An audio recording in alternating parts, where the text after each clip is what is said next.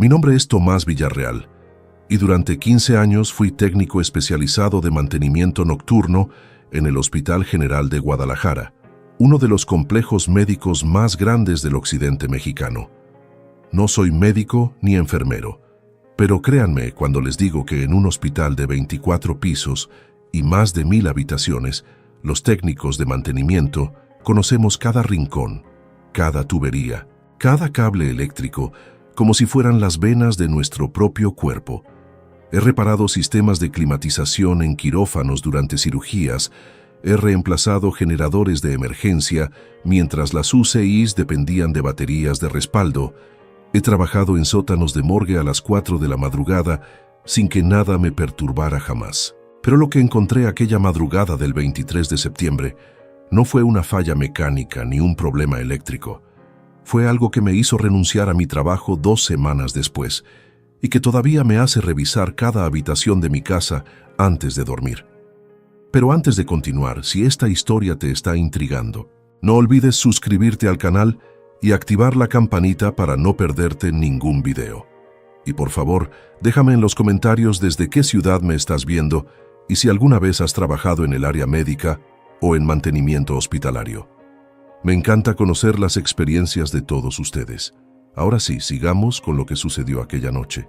El Hospital General de Guadalajara es un laberinto de pasillos interconectados, edificios anexos y túneles subterráneos que unen las diferentes secciones. Como técnico del turno nocturno, mi horario era de 11 de la noche a 7 de la mañana. Prefería ese turno porque el hospital se vuelve otro mundo cuando la mayoría de los pacientes duermen y el personal se reduce al mínimo necesario. Los pasillos largos y silenciosos, iluminados apenas por luces de emergencia, nunca me habían molestado. Al contrario, disfrutaba la soledad, el sonido de mis botas contra el linóleo, el zumbido constante de los sistemas de ventilación. Mi equipo consistía en un carrito metálico con ruedas que contenía todas mis herramientas, multímetros digitales, destornilladores de precisión, llaves ajustables, detectores de voltaje, linternas de alta potencia y un walkie-talkie conectado directamente con la central de seguridad. Llevaba también una tablet donde recibía las órdenes de trabajo y podía consultar los planos digitales del hospital, porque créanme, después de 15 años todavía había secciones que visitaba por primera vez. El hospital había crecido tanto a lo largo de las décadas que algunos corredores de mantenimiento parecían haber sido olvidados por completo. Esa noche de septiembre había comenzado como cualquier otra. Revisé el panel de control principal en el sótano B2, verifiqué los generadores de respaldo, inspeccioné los sistemas de climatización del ala este. Mi compañero de turno, Esteban Márquez, estaba trabajando en el ala norte y nos comunicábamos cada hora por radio para confirmar que todo marchaba bien. A las 2:30 de la madrugada, recibí una orden de trabajo en mi tablet. Falla eléctrica intermitente, piso 17, corredor de mantenimiento sector D, reportada por guardia de seguridad, prioridad media. El piso 17 era principalmente oficinas administrativas y áreas de archivo que quedaban vacías por la noche. No era inusual que las luces viejas causaran problemas. Tomé el elevador de servicio y subí hasta el piso 17. Las puertas se abrieron con ese sonido metálico característico y salí a un pasillo principal bien iluminado. Consulté el plano en mi tablet y localicé el corredor de mantenimiento del sector D. Estaba al final del pasillo, después de cruzar el área de archivos clínicos. Caminé por el pasillo desierto, mis botas generando ecos suaves. Las oficinas a ambos lados tenían las luces apagadas, pero podía ver a través de las ventanas internas los escritorios ordenados, las computadoras en modo de espera con sus luces parpadeantes. Todo absolutamente normal. Llegué a la puerta del corredor de mantenimiento, una puerta gris de metal con un letrero que decía «Personal autorizado únicamente». Usé mi tarjeta de acceso magnética y la puerta se desbloqueó con un clic. El corredor de mantenimiento era diferente al resto del hospital. Estos espacios técnicos son estrechos, con tuberías expuestas corriendo por el techo, paneles eléctricos en las paredes, conductos de ventilación que producen un zumbido constante. La iluminación venía de tubos fluorescentes instalados cada 3 metros. Y efectivamente, como había reportado el guardia, uno de los tubos estaba parpadeando de manera irregular, creando ese efecto estroboscópico molesto que puede causar dolores de cabeza. Empujé mi carrito hacia el interior del corredor. El espacio era estrecho, apenas suficiente para que una persona pasara junto al carrito. Las paredes estaban pintadas de ese verde institucional desgastado, y el piso era de concreto industrial sin pulir. Avancé unos 20 metros hasta llegar al tubo que parpadeaba. Saqué mi escalera plegable del carrito y la coloqué debajo del tubo problemático. Antes de subir, como siempre hacía, revisé el área con mi linterna para asegurarme de que no había cables sueltos u otros peligros. Fue entonces cuando noté algo extraño. A unos 10 metros más adelante, justo donde el corredor hacía una curva hacia la izquierda, mi carrito de herramientas estaba estacionado contra la pared. Pero eso era imposible. Yo había empujado mi carrito conmigo. Miré hacia atrás y ahí estaba, a medio metro de donde yo me encontraba. Dirigí la linterna nuevamente hacia adelante. El carrito que había visto ya no estaba. Parpadeé varias veces. Probablemente había sido un efecto óptico causado por la luz parpadeante y las sombras irregulares. Trabajar de noche puede jugarte trucos si estás cansado. Subí a la escalera y quité la cubierta del tubo fluorescente. Como sospechaba, el balasto estaba fallando. Extraje el componente defectuoso y bajé a buscar uno de reemplazo en mi carrito. Mientras buscaba en la caja de balastos, escuché un sonido metálico, como si alguien hubiera golpeado una tubería con una llave. Levanté la vista. El corredor seguía vacío. «¿Esteban?», llamé, pensando que quizás mi compañero había venido a ayudarme. No hubo respuesta. Tomé mi walkie-talkie. «Esteban, ¿me copias?». La radio crepitó. «Aquí, Esteban, te copio Tomás. ¿Todo bien?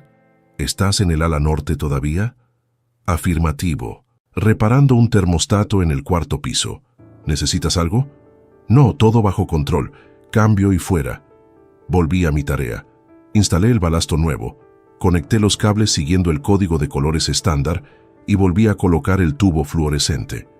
Bajé de la escalera y accioné el interruptor. La luz se encendió firme y constante.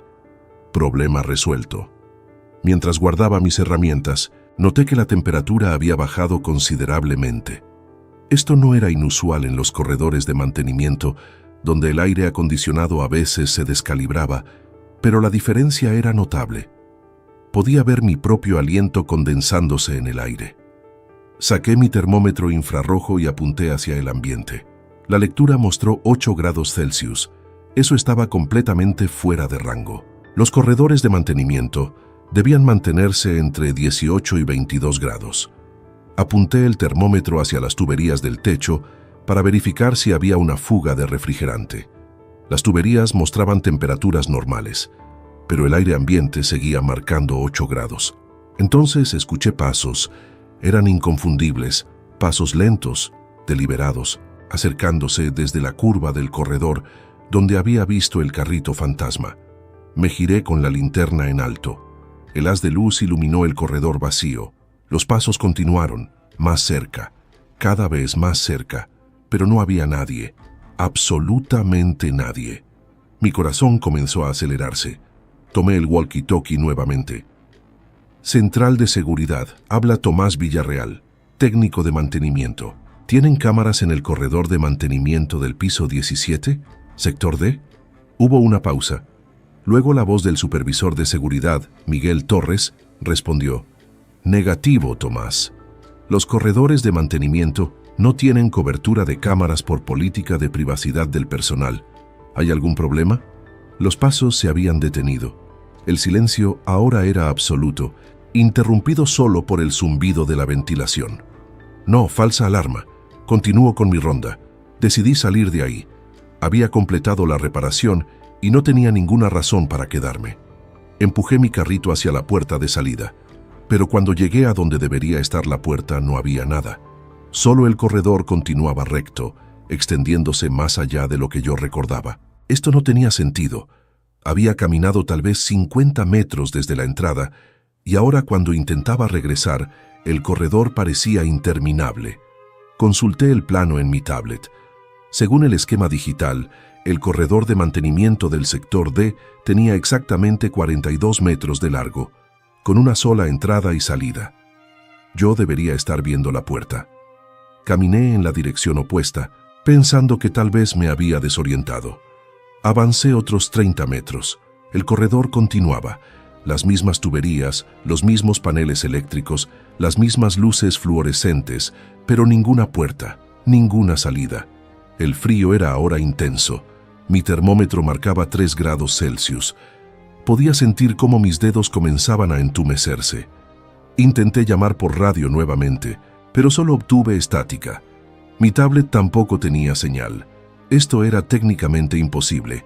Los walkie-talkies del hospital operaban en frecuencias dedicadas con repetidores en cada piso. No debería haber zonas sin cobertura. Seguí caminando, más rápido ahora, empujando el carrito con fuerza. El sonido de las ruedas metálicas contra el concreto era lo único que rompía el silencio. Entonces, a unos 20 metros adelante, vi a alguien. Una figura de espaldas a mí vestida con el mismo uniforme azul de mantenimiento que yo usaba. Llevaba un carrito idéntico al mío. La figura se detuvo, como si hubiera sentido mi presencia. «¡Oye!», grité. «¡Eres de mantenimiento! ¿Sabes cómo salir de aquí?». La figura no se movió. Aceleré el paso, abandonando mi carrito. Cuando estaba a unos 10 metros, la figura comenzó a girar lentamente. Pero el movimiento era extraño, antinatural, como si el cuerpo rotara sin que las piernas se movieran. Cuando finalmente quedó de frente, sentí que mi sangre se congelaba. Era yo, no alguien parecido a mí. Era exactamente yo. El mismo rostro, la misma cicatriz en la ceja izquierda que me había hecho en un accidente de trabajo hace años. La misma expresión que yo probablemente tenía en ese momento. Terror absoluto. La figura me miró directamente, levantó una mano lentamente y señaló hacia atrás, hacia donde yo había venido. No pensé. Simplemente corrí. Corrí en la dirección que la figura había señalado, sin mirar atrás, sin importarme el carrito ni las herramientas. Mi única prioridad era salir de ese corredor. Corrí durante lo que parecieron minutos, aunque probablemente fueron solo segundos. Y entonces, como si alguien hubiera cambiado el canal de realidad, estaba frente a la puerta gris de salida, la misma puerta por la que había entrado, como si nunca me hubiera movido. Empujé la puerta con fuerza y salí al pasillo principal del piso 17. La luz normal del hospital nunca me había parecido tan reconfortante. Miré mi reloj. Eran las 3:25 de la madrugada. Había entrado al corredor a las 2:50. 35 minutos. Sentí que habían sido horas. Tomé el walkie-talkie con manos temblorosas. «Central, habla Tomás. Necesito reportar algo. Adelante, Tomás. Tuve una experiencia anómala en el corredor de mantenimiento del sector D, piso 17. Solicito que se envíe otro técnico para verificar». Hubo una pausa. ¿Anómala en qué sentido? No sabía cómo explicarlo sin sonar completamente demente. Problemas de orientación espacial, posible fuga de gas o problema de ventilación.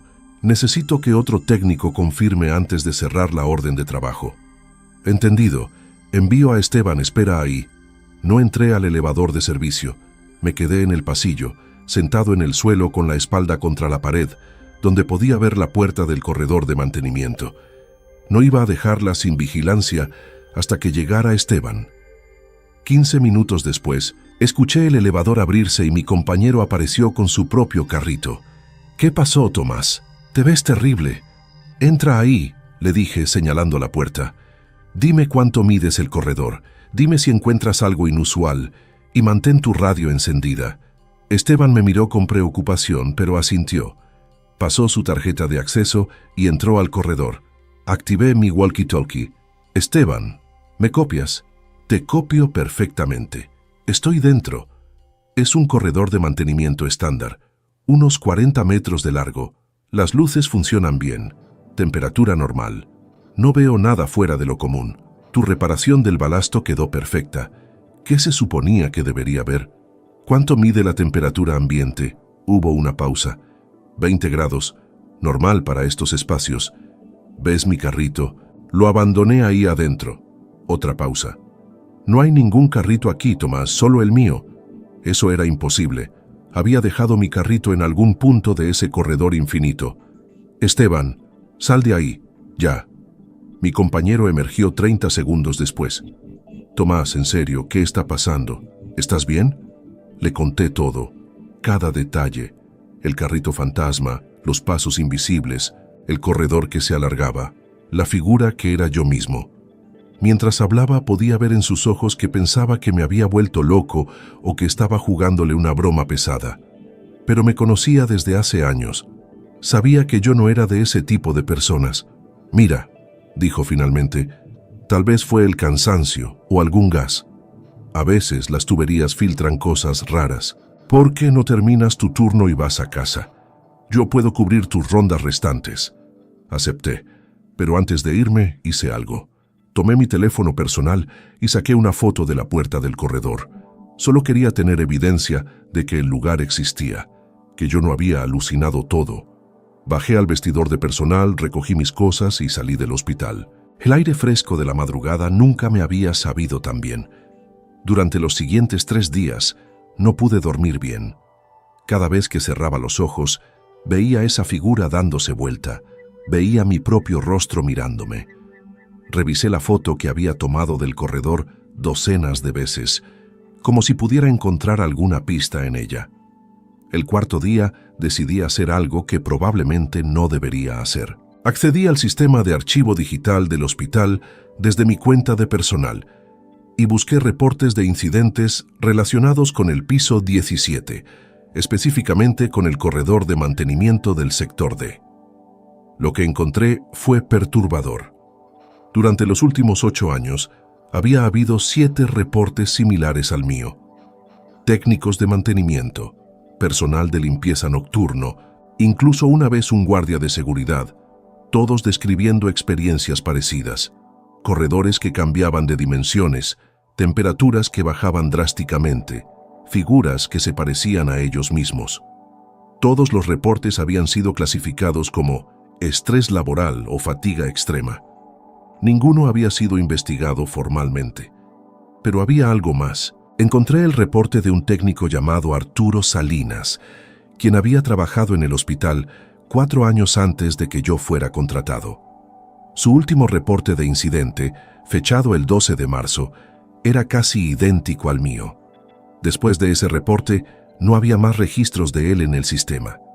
Busqué su nombre en los archivos de recursos humanos. Estaba listado como renuncia voluntaria 2 semanas después de su último reporte. Había una nota adjunta. El técnico Salinas solicitó no ser contactado para referencias laborales. Conseguí su número de teléfono a través de un contacto en recursos humanos. Lo llamé una tarde después de mi turno. El teléfono sonó 5 veces antes de que alguien contestara. ¿Hola? Arturo Salinas. Mi nombre es Tomás Villarreal. Trabajo en el Hospital General de Guadalajara.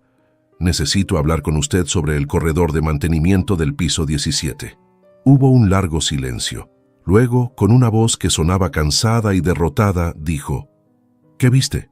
Vi a alguien que se parecía exactamente a mí. Y el corredor se extendía imposiblemente. Otro silencio. Giró lentamente. ¿Te señaló hacia atrás? Sí, exactamente eso.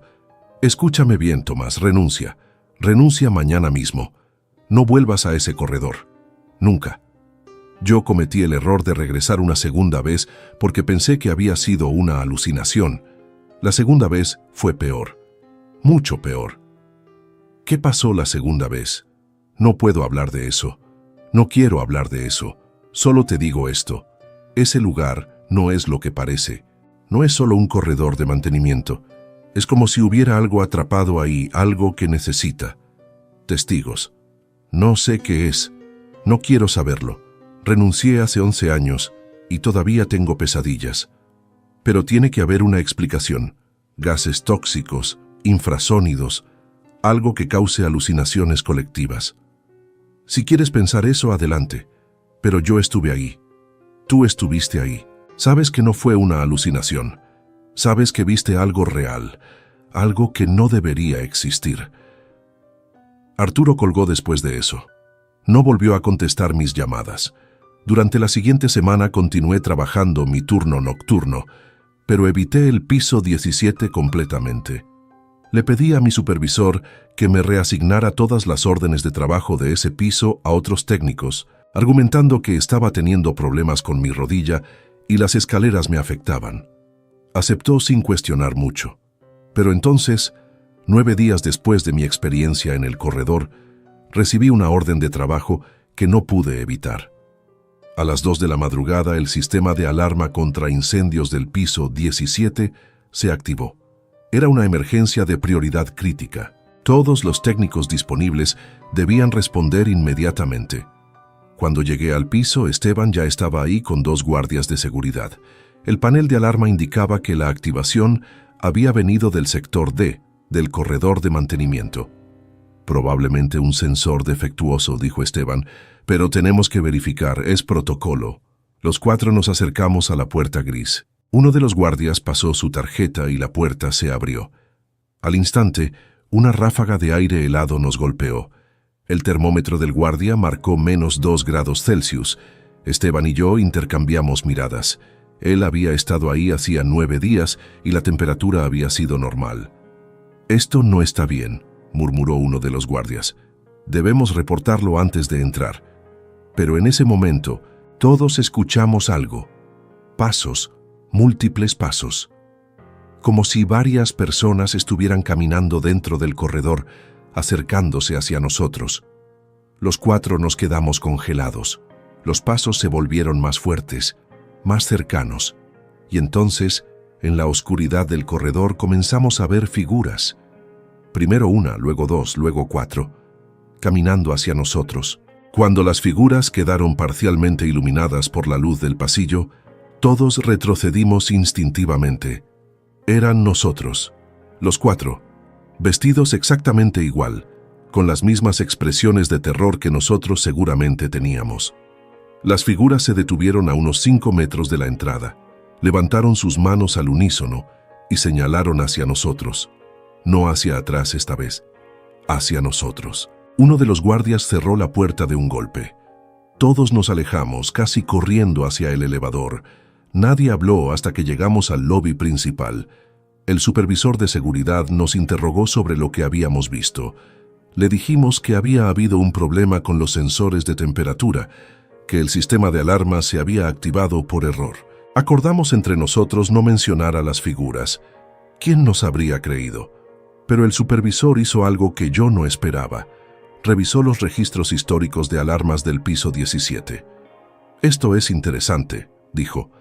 «El sistema de alarma contra incendios del sector D se ha activado 14 veces en los últimos 10 años, siempre entre las 2 y las 4 de la madrugada. Siempre ha sido catalogado como falsa alarma causada por sensores defectuosos. Pero los sensores se reemplazaron 3 veces. Los sensores nuevos también generan falsas alarmas. Esa fue mi última noche en el Hospital General de Guadalajara. Presenté mi carta de renuncia al día siguiente. No di explicaciones detalladas. Simplemente dije que había encontrado una oportunidad mejor en otra ciudad. Mi supervisor estaba sorprendido porque yo había sido un empleado modelo durante 15 años, pero no intentó convencerme de quedarme. Esteban renunció 2 días después que yo.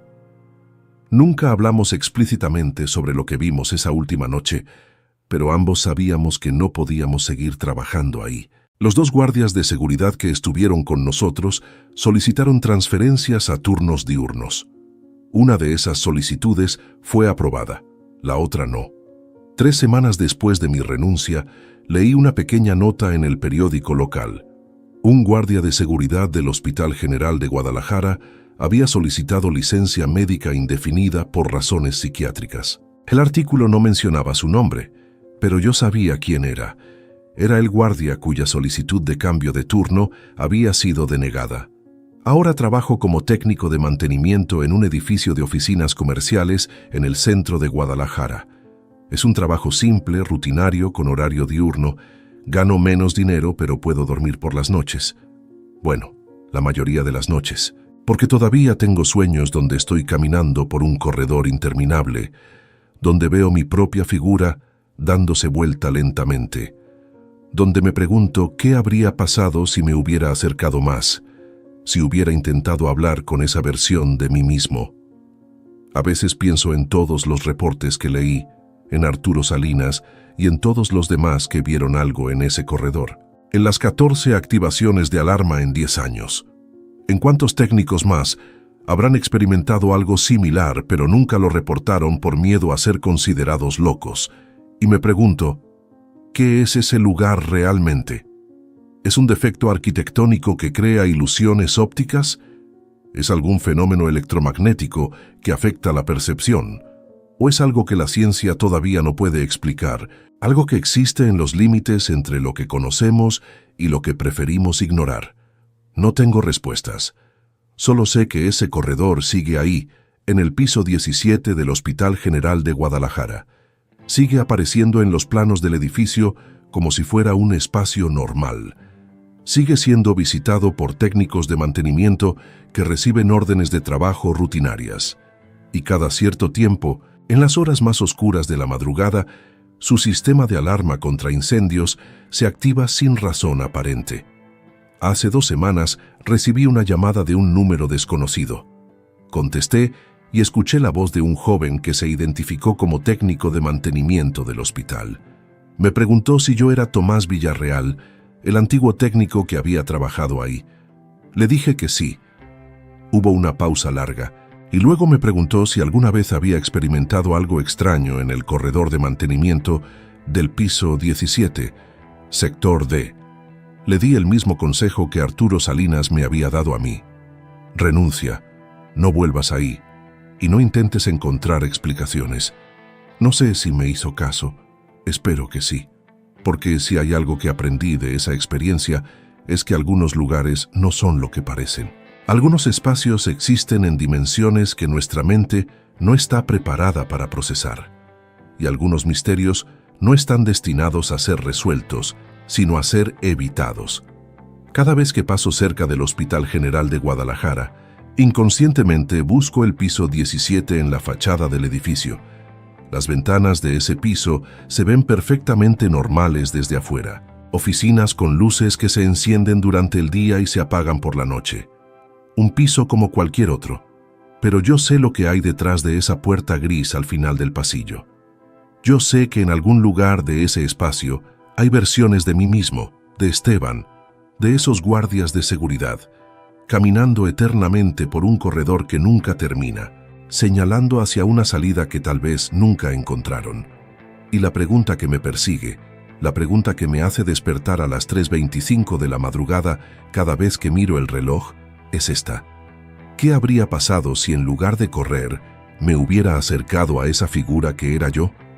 ¿Qué habría pasado si le hubiera hablado, si hubiera intentado tocarla? ¿Seguiría yo aquí o estaría atrapado en ese corredor como las figuras que vi esa última noche, señalando desesperadamente hacia una salida que otros pueden ver pero nosotros ya no? No quiero saber la respuesta. Pero hay noches en las que siento que esa respuesta me está buscando a mí. Si esta historia te ha impactado tanto como a mí vivirla, te pido que dejes un like en el video y lo compartas con alguien que le gusten estas historias reales e inexplicables. Recuerda suscribirte al canal porque cada semana subo casos nuevos que desafían toda explicación. Y déjame en los comentarios, ¿crees que hay fenómenos que la ciencia aún no puede explicar? ¿Has experimentado algo similar en tu trabajo? Leo todos sus comentarios. Nos vemos en el próximo video.